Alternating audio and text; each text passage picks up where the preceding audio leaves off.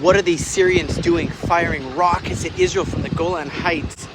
Man, you heard the rockets, sirens all night. And of course, we struck back right away. That's what you got to do, is strike back quick, strike back fast in response to those rockets fired from Syria, where those El Shara ISIS people are, and hit those weapons infrastructure belonging to the Syrian regime in southern Syria. And I'll tell you, they say we have to make a clear message that they're going to bear full responsibility if they do any hostile activity from Syria onto us. I'll tell you what, it's a whole big front, and the responsibility was claimed by the martyr Mohammed brigades. And they spoke to Al Jazeera, and they said that they're against Israel, against the Israeli quote-unquote occupation of our own ancestral homeland, and they're not going to stop bombing until we discontinue the work here to protect our citizens and dismantle Hamas. Well, we're going to protect our citizens, and we're going to dismantle Hamas. It's sad when we think of Master Sergeant in the reserves, Alon Farakas, who fell in battle here in Gaza.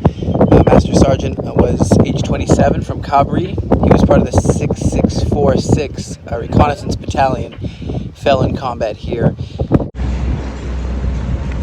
Part of our job is actually removing infrastructure of the enemy in various ways, not only through explosives, but through hard labor with buggers, they're called. That's why we have a team, is because we have to stay vigilant, stay alert, stay on our toes, and watch out for one another.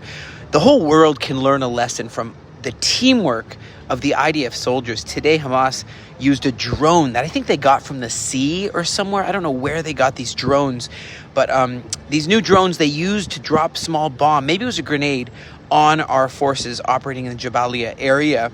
The blast injured 2 of the elite Yahalom combat engineering unit. That's our guys. One's moderately injured, one's lightly injured. They'll be okay. And a Shin Bet, a Israeli security agency officer, was also lightly wounded. You gotta be on your toes. These drones can come out of nowhere. They're seeing that in Ukraine as well, and Russia. What's going on with the advancement of the drone warfare. And so IDF soldiers from the 7th Brigade and Yahalom, that's us, located and destroyed an underground terror tunnel about 30 meters. What is that, 100 feet deep? 700 meters long tunnel. And so while operating, dozens of soldiers were eliminated, and 100 terror infrastructure targets were eliminated, removed. That you could see that's what this rubble is behind me. By the way, the Rafael Systems, defense systems of Israel, has announced the best technology that we've ever come up with, called the Iron Beam drone defense laser, and it's going to go live. I mean, the whole world's going to want this laser. It's just so many things are going on. You know what? Our arch enemies, the Ayatollahs of Iran, they said they defy America, they defy the West, they defy the world, and they openly defy Trump. And they said they want to enrich uranium to form a nuclear bomb, and they want to destroy Israel. Their nuclear ambitions are not stopping. And so I just say, wow, these are times where we have to be able to stand strong, because we can't falter in this time.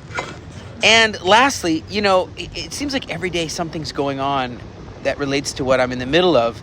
The news goes around the world. So now Israel blocked Greta Thunberg's boat from reaching Gaza, rejecting the move of letting her step foot in Gaza to avoid setting a dangerous precedent that boats can just, rush into Gaza. And so Defense Minister Israel Katz says maybe he's just going to leave the vessel at sea or escort it to Ashdod and arrest those on board for illegally entering.